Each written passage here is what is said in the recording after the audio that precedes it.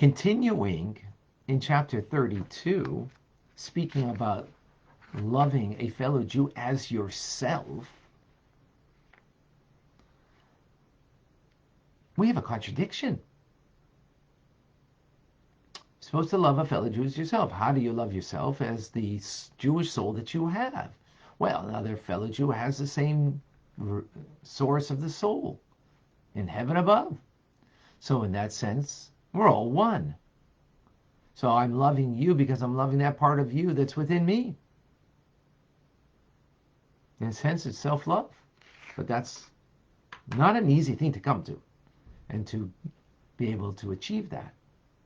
Instead of loving our body, which separates me from you, my body feels its hunger pangs. My body feels, the pleasure that it has in life and not the pleasure that you have.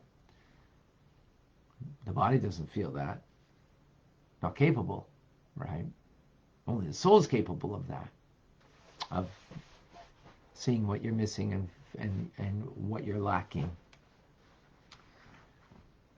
So, okay, they're supposed to love everybody as ourselves, but this seems to contradict something in the Talmud.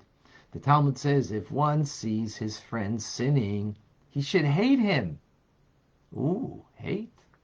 And he should also relate the fact to his teacher so that the teacher will hate him too. How does this fit in with what we just said? Where did hate come in all of a sudden? Hillel's teaching the would-be convert, don't do unto others that what you want to have done to you. Love another as yourself. All of a sudden, here's come some hate. We knew it had to come somewhere, So firstly, this is applying to somebody who's a companion of yours. That's who it applies to, meaning someone who you study Torah with, and a person who was observant of Torah and mitzvahs. And this is the sinner that we're talking about, this Torah observant scholar who lapsed, right? And their lapse is more severe because they're a Torah scholar than, as we learned previously, that an inadvertent sin of a Torah scholar is considered deliberate. That's how careful someone who is very learned should be, right? And so that's who we're talking about firstly.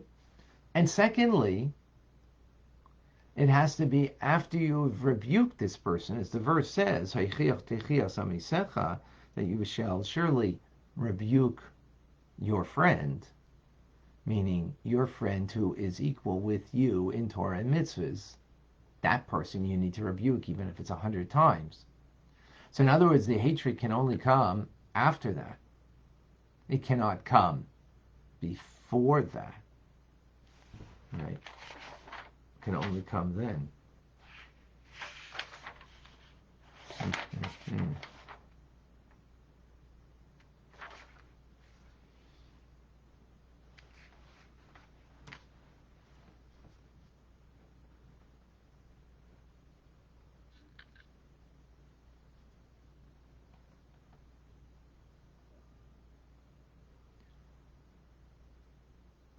So there is some form of hate in Judaism towards another fellow Jew, but only someone who's your colleague. Only someone who you've rebuked many times, and they have not, gone in the straight path. You might ask, why are you hating that person? To be quite honest, it's a very two-line teaching today that we will have the answer tomorrow.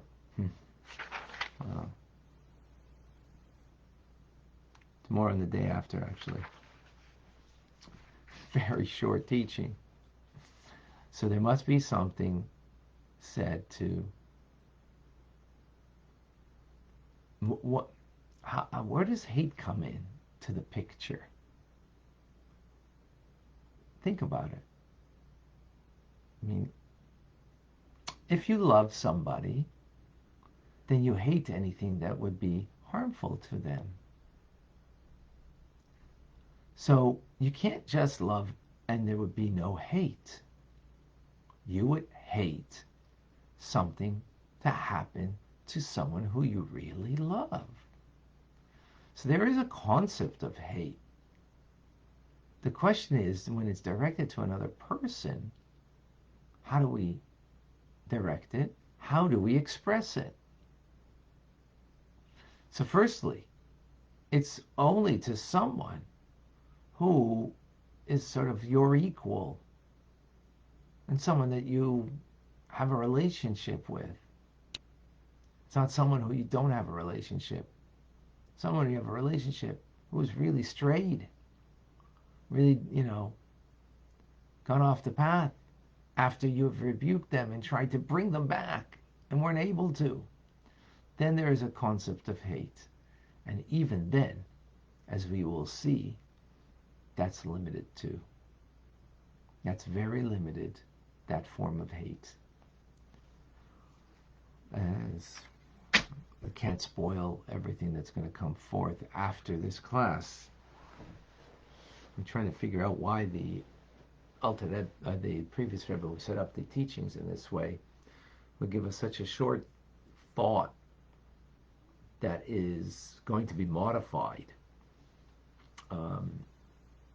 very much so. And I'm not going to teach it today because it's tomorrow's teachings and the day after. But I guess it's just to bring out the idea that there is a concept of hate.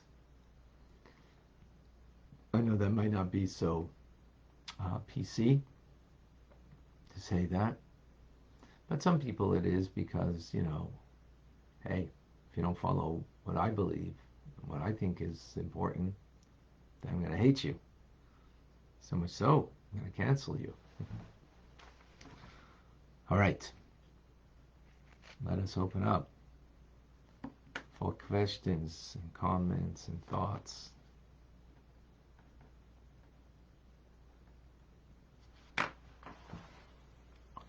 All right, let's see. Before I lose the feed over here, 2 question marks before you ask a question, please.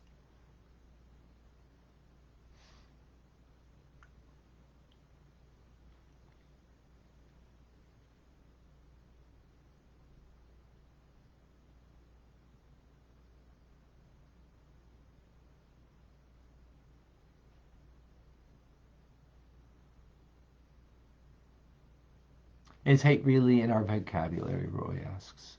Yeah. We should hate evil. But we're going to get into, again, we're going to see. We should hate evil. If you don't hate evil, that means you don't love good. Because if you really love good, then the antithesis of it, what are you going to, you love it? Evil you love? Or you're not going to call anything evil? What does that mean? Okay, let me see. On Instagram, we have some questions.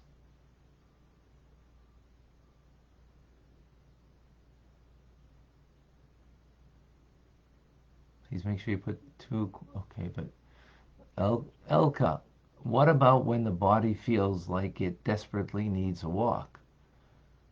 For exercise, fresh, and talking to Hashem. But family members need you to clean up and prepare breakfast, etc. Good question, Elka. So you've got competing important things that need to be done. So if we can, by the way, the soul also wants you to maybe to do exercise, right? Actually, the body probably doesn't want you to do exercise. Because I can speak for myself. The body's lazy. And the body does want to do exercise. You have to push yourself sometimes, right? Or maybe for some people, the body does want because, that's what makes them bodily feel good. The body feel good. Yeah, so if you have competing things that need to be done, so we'll listen to what your soul tells you or what the Torah tells you in competing important values that you need to do, like exercise and taking care of your family. It's not a contradiction. You can do both. Can do both and need to do both. Question is just how. Just how. Okay. Mama cooks, Rachel. The struggle, or Miriam, we have with this flesh seems to taking a wild and lazy animal. What a struggle, but the great reward bring into its subjugation. Then we become a vessel able to love. Yes, very true. Thank you for sharing that. Baruch.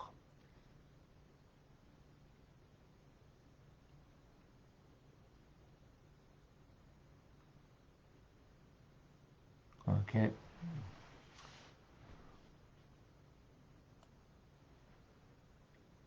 Did Rabbi Akiva hate Acher? Yeah, you know what? We're going to get into that more. We gave just one element. Good question. We'll get more into it in the next day or two. As we eventually sin, how do we rebuke the sinner without looking inward and rebuking yourself? Mm-hmm.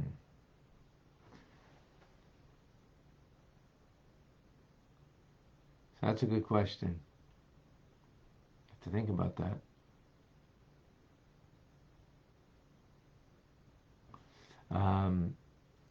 Nicole, good question. Should hate come into the picture? Maybe dislike, displeasure, but hate? That's really valid question. So we need to make distinction, and I just don't want to get into the conversation. It's going to be tomorrow on the day and the day after. But what you're, yeah.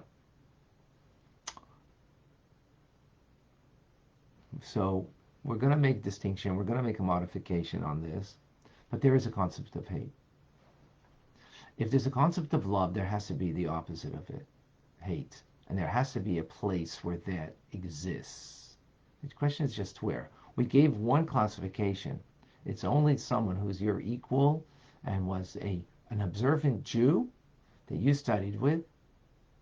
That's what we're talking about. And in that, there's going to be even further modification, as opposed to someone who isn't.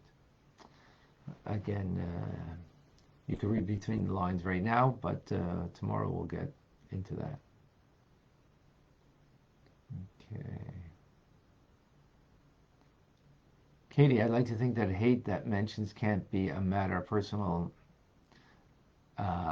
malevolence, but instead would be out of a sense of awe and fear of heaven. I thought that the tzaddik would hate evil because you kind of have to in order to truly love good. No, very good, Katie, right. So again,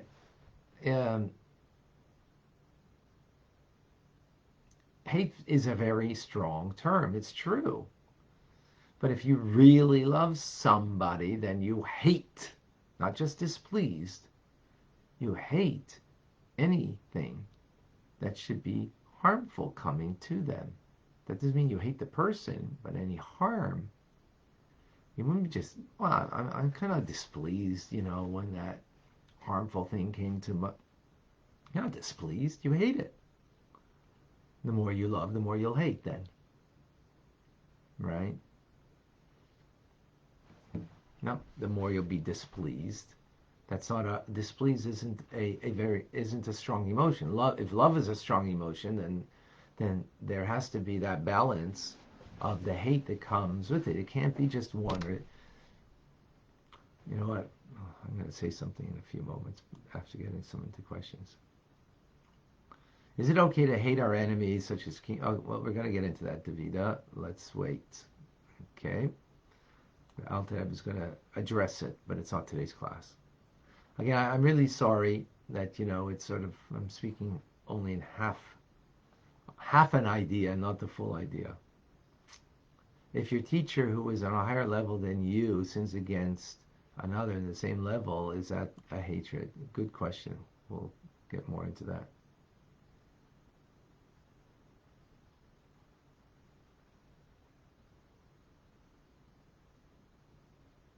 Okay, I think I got everybody over here. Okay. Michael, please share with us.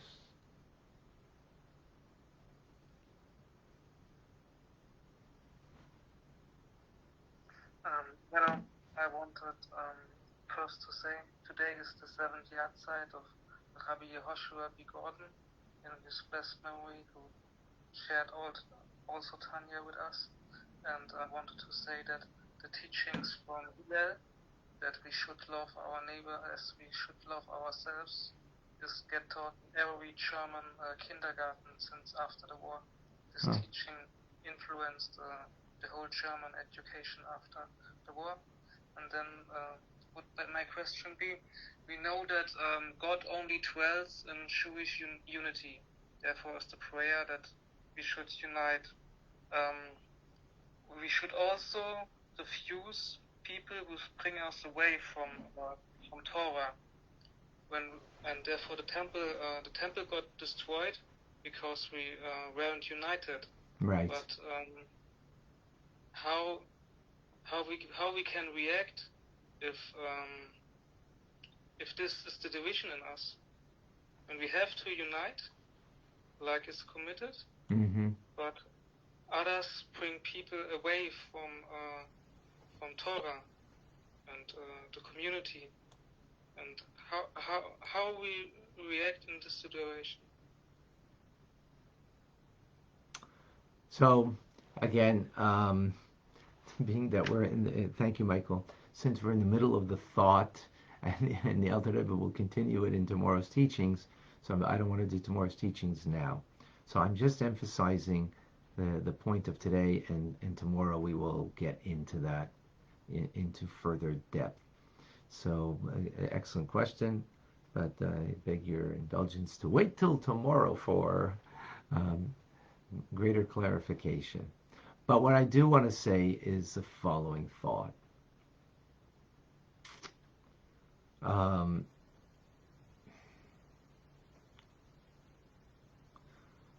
Truth comes in a paradox. And untruth is one-sided. So love is one-sided.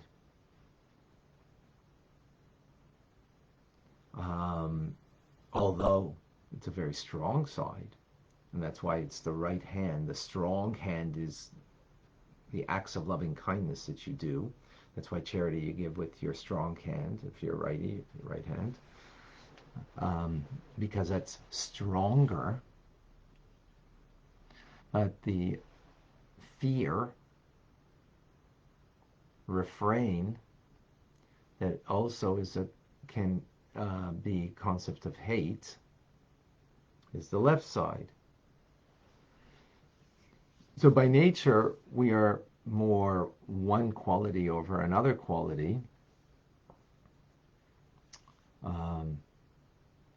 more either loving or fearful people, and but that's by nature. Godliness means a fusion of the two, right? That's the paradox of that. If by nature you're one, you bring in the other quality. So the world says, all you need is love, and there's no room for hate. But if you don't hate evil, then you can't really love good. So you need the balance of the two. What's primary, though, will be the right hand, the strength of the love and the kindness, and the weak will be the left. Again, that we're going to get more into that to explain that more. But the point being is that ultimately There's the fusion of the two in specific situations. But what we will see is that, yes, primary and the most important thing is love, to embrace another, to embrace and not to push away. Sometimes there's the need for that.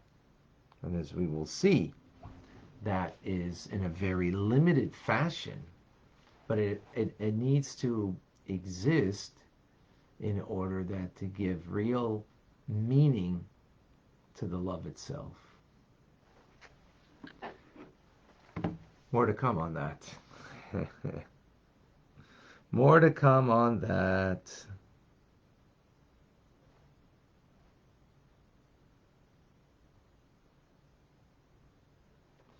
The concept of love each other as self is so simple and the power yet challenges generations after generation. Why?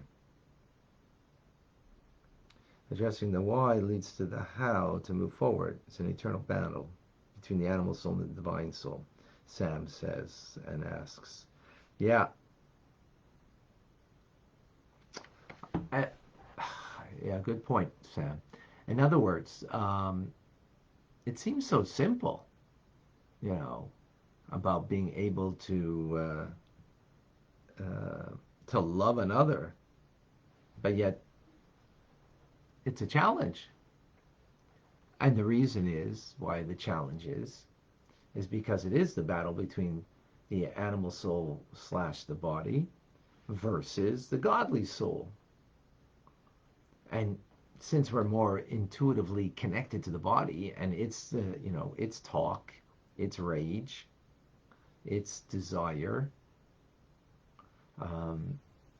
for us to rise beyond that is a challenge, no doubt.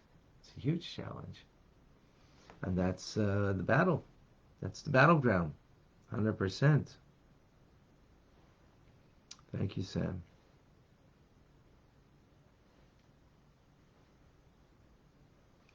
Yeah, that's the battleground. So we're going to have more on this. Sorry that it's just like kind of, I feel like, it needs to be. A reminder tonight, 6:30, there'll be the Torah portion class. Come and join at 6:30 on Zoom, 770-770-6085. And at 1 o'clock, Rambam, as always. I want to leave off with a word of what's going on Russia, Ukraine. So what's the Jewish angle on this? What's the Jewish angle? What's going on? I mean, hey, it's crazy. So I just saw an interesting sikha from the Rebbe, and I don't know exactly when it was said, but I am going to take it as an application to what's going on today. So when nations of the world have a battle, it's not our battle. We don't even take sides. We don't even take sides. And you might say, wait a second, what do you mean? Isn't there right from wrong? There is and there isn't. There's right from wrong. There is. And I have a personal sentiment about that, of what I feel that, an invasion like this is not the right thing. I don't think that that's, something that you do, right? That being said, so you got to take a side. No, just because that someone does something wrong doesn't mean you have to take a side. The Rebbe's perspective on this, I feel, at least, and you won't see Chabad going to embassies, Russian embassies, with placards and, stand up for the Ukrainians. Our perspective, the Rebbe's perspective on this is, it's Our thing is to bring light into this world through Torah and mitzvahs and to take care of fellow Jews. Non-Jews want to battle. That's their prerogative. That doesn't mean we feel that it's right, right? Doesn't mean that it is right. But that doesn't mean it's our battle. That's the point. Doesn't mean that it's our battle. What do you mean? I'm a very righteous person and this is wrong. Maybe you're self-righteous. I don't know if you're righteous. The Rebbe is righteous. I'm not righteous. So I'm not going to be self-righteous. Again, I have my take on it, my feelings about it, but my feelings doesn't mean that therefore I act upon it to to go and fight for one side. That's not necessarily what is the conclusion, because what we're fighting for is not for a side. We fight for Hashem, for Hashem's side. And what Hashem's side is to bring more light into this world, to change the world, to learn more Tanya, to say another prayer, to give more tzedakah. So what I urge everybody is take some money, put it into a charity box now. If you didn't put on tefillin, men, Jewish men, 13 and over, put on your tefillin now after this class. Say your prayers. Take out Tehillim, Psalms from King David. Say chapter 20. That is what can help the situation. So it's not about sides, it's about helping the situation. And helping the situation as Jews, that's what we do. Now, if you're in a position of, diplomacy, so then maybe in some manner, there is a way of quiet diplomacy to work, on the situation. But I would imagine that there's not a single person that's listening to this class right now that's in that position that they can do something. It seems like presidents and prime ministers can't do anything. So for sure, we're not going to do anything. I mean, they think they're doing something, but whatever. Not really. Not to end the battle, at least. Maybe to bring punishment. Oh, we feel good. We're punishing. That, not to say that it shouldn't be done, but that's not going to help ultimately in such a situation. So what can we do? We could do a mitzvah. We could be messengers of God, not messengers of a side. Or you might think that, I'll be a messenger of God and take a side because that's the righteous side. I mean, everybody can do whatever they want, but from a Jewish perspective, that's not our duty as a Jew, at least. Our duty is Torah mitzvahs, and to bring that.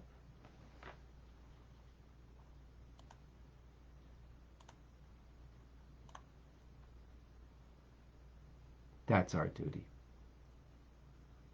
And that's what I suggest.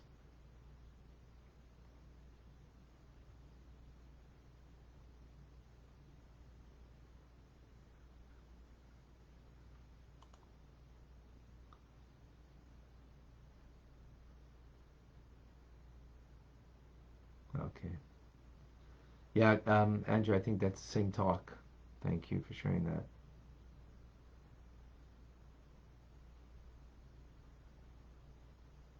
Andrew, put it up over here, the link, if you can. Okay, that'd be great. So, anyways. Now, again, that doesn't mean we abandon the people there. No. I'm talking, give tzedakah.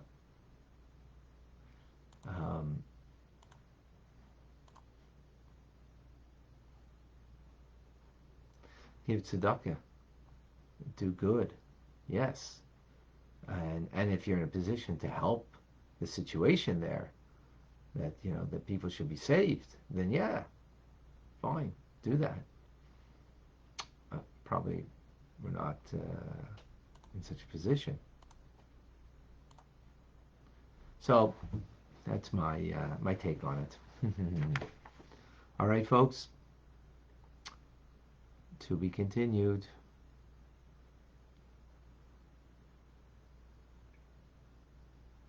Thanks for the class, Rabbi Fine. Thank you. All right, folks. I'm Rabbi Ronnie Fine, coming to you from Chabad Zich and Kadesh, Montreal, Canada. It's a privilege and a pleasure to share with you, Tanya. Don't forget Rambam today at 1. That's the way we can help the world and help what's going on in Ukraine. Or tonight, 6:30 for the Parsha class. Come and join. Have a wonderful day. Shavua Tov, a good tavach to everybody. Be well.